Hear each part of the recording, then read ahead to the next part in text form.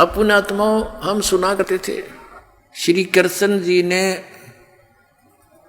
पर्वत उठा लिया था, गिरिराज यानी गोवर्धन पर्वत को उठा लिया था हाथ पर, उंगली पर ऐसे। पहले तो ये विचार करो उन्होंने वो पर्वत उठाया किस उद्देश्य से था। उन्होंने इस उद्देश्य से उठाया था कि वहां इन देवताओं की पूजा होया करती, और इंद्र स्वर्ग का राजा है, भगवान की पूजा छोड़कर इंद्र की पूजा चलती थी। श्री कृष्ण जी ने कहा भाई इंद्र की पूजा छोड़ दो, या दो उस भगवान की पूजा करो। इंद्र की कढ़ाई जो होती थी पूजा वह बंद कर दी। देवराज इंद्र एक समझ लो स्वर्ग का राजा, और उसके अंतर्गत ये सब नहर विभाग, सिंचाई विभाग भी आता है, यानी वर्षा करना।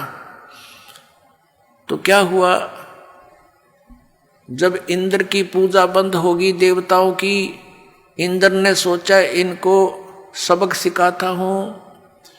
इतने जोर की वर्षा, काले बादल छा गए चारों तरफ, काली घटा छा गई और मूसलधार वर्षा शुरू होगी व्रज नगरी को डुबोने के लिए। अब चारों तरफ हाहाकार मच गया, गौवें भी रंभाने लगी, ग्वाल बाल, क्योंकि गोवर्धन वो पर्वत जो था वहां पर गौवें चरा करती थी, वर्षा होती थी, घास होता था, और उन दूध दाद बेच कर ये काम चलाया करते थे अपना। और वो समाप्त करने चल पड़ा कि इसको इतना वर्षा कर दूं ये गोवर्धन पर्वत भी डूब जाए, आसपास की नगरी भी नष्ट हो जाए।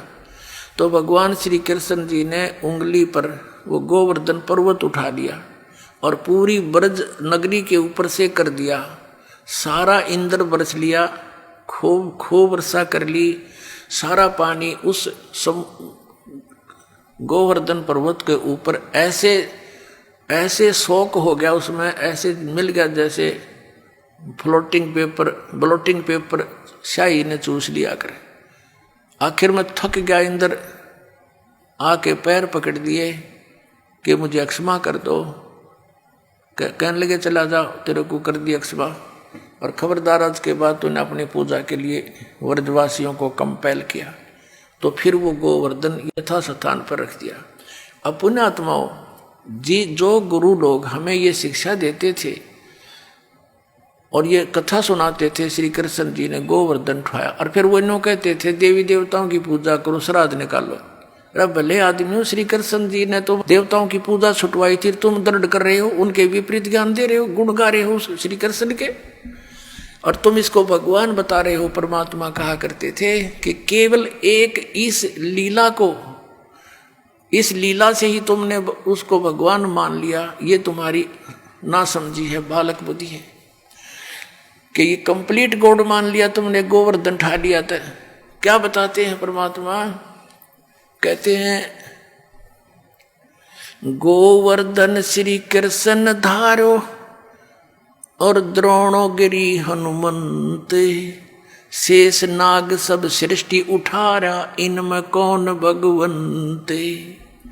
यदि तुम एक ही इस लक्षण से, इस चमत्कार से कि श्री कृष्ण जी ने गोवर्धन उठा लिया, हनुमान जी ने तो फिर द्रोणागिरी उठाई, और आप ही लोक वेद सुनाते हो ब्राह्मण लोगों के शेष नाग के सिर पे, कहते हैं एक कूर्म है, कूर्म के ऊपर एक शेष नाग है, शेष नाग के सिर पे एक बैल है, और उसके ऊपर फिर सारी पृथ्वी रखी है। कहते तुम मानते हो कि शेष के सिर पे सारी सृष्टि है शेष नाग के, तो यो सारे ब्रह्मांडा तुम्हारे पूरे ब्रह्मांड ने उठा रहा, समझ लो पूरी पृथ्वी उठा रहा। तो इनमें भगवान कौन सा है, श्री कृष्ण है या हनुमान जी है या शेष नाग है तुम्हारा भगवान? केवल इसी लक्षण से तुमने भगवान इसको कंप्लीट गॉड मान रखा, पूर्ण परमात्मा। फिर क्या बताया, कहते हैं समुद्र पाट लंका गयो, सीता का भरतारे, अगस्त ऋषि ने ये सातों पी लिए, इनमें कौन करता रे। ये इस चीज से ये परिचित थे नहीं गुरु लोग यहाँ के हमारे।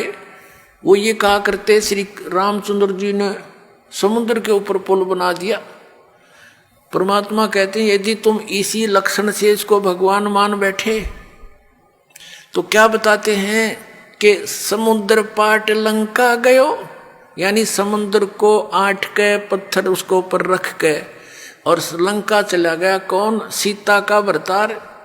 और अगस्त ऋषि ने सातों पी लिए, इनमें कौन करतार?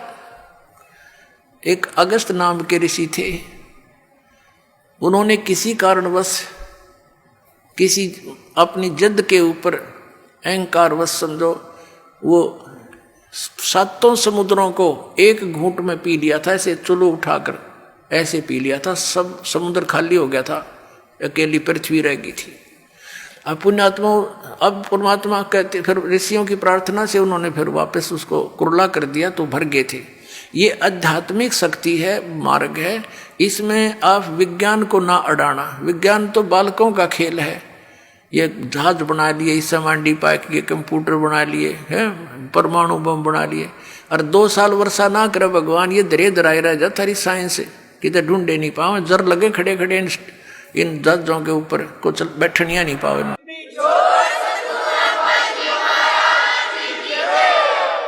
तो परमात्मा कहते हैं फिर इनमें भगवान कौन भाई? अगस्त ऋषि ने तो सातों समुद्र पी लिए थे, तुम एक पत्थर धर के पार हो गया तुम्हारा श्री राम, तुम उसने भगवान मान बैठे। लेकिन तुमने पता नहीं वो पत्थर भी कैसे तरे थे, उसको तो मानने को तैयार ही नहीं। पर परमात्मा ने ये तरीका अपनाया हमारे अज्ञान को हटाने के लिए। श्री रामायण के अंदर एक कथा आती है कि जिस समय श्री रामचंद्र और पूरी सेना एक नाग फांस में आ गई थी, एक सिद्धि से लड़ाई होती थी, तो एक ऋषि ने उसने एक नाग फांस यंत्र होता, वो था हथियार, तो उसके अंदर एक सिद्धि होती है, वो अनेकों नाग बन जाते हैं, उसमें से निरे सांप निकलाए। और उन्होंने सारी सेना को जो लड़ने को तैयार हो रही थी ज्यों की त्यों लपेटे ला के बांध दी, जैसे रस्से तो बांध दिया करे। और सारे खड़े भगवान राम वीर लक्ष्मण भी नो कति जैसे ईख बांध दिया करे, नो पूरी सी खड़ी जगह जगह, और कोई सा टसमस हो नहीं पा रहा। अब 2 मिनट पाछा उसकी गर्दन काट देते सारे, सबको खड़े खड़े आओ तो विवश हो चुके थे। कहते हैं जब श्री राम ने याद किया गरुड़ को, गरुड़ आया, पक्षी है एक, उसने उन नागों को काटा, मार दिया, और तब वो श्री रामचंद्र जी बंधन मुक्त हुए। अब परमात्मा हमें समझाया करते थे, कबीर भगवान कहते हैं, परमात्मा कहा करते थे कि काटे बंधन विपत में, भाई कठिन कियो संग्राम में, चिन्हो रे नर प्राणिया ये गरुड़ बड़ो अक तुमरो राम। अब परमात्मा कहा करते काटे बंधन विपत में, कठिन कियो संग्राम, और चिन्हो रे नर प्राणिया यो गरुड़ बड़ाक तुम्हारा राम। ये कौन सा भगवान है इनमें बताइए? वो तो बंजा खड़ा थारा भगवान, तो और गरुड़ नाक उसकी सहयोग करी, तो कौन सा परमात्मा तो इसमें? तो इस तरह के तर्क देकर भगवान ने खूब समझाना चाहा कबीर परमात्मा ने, पर हमारी बुद्धि पर पत्थर डाल रखे थे इन अज्ञानी ऋषियों ने।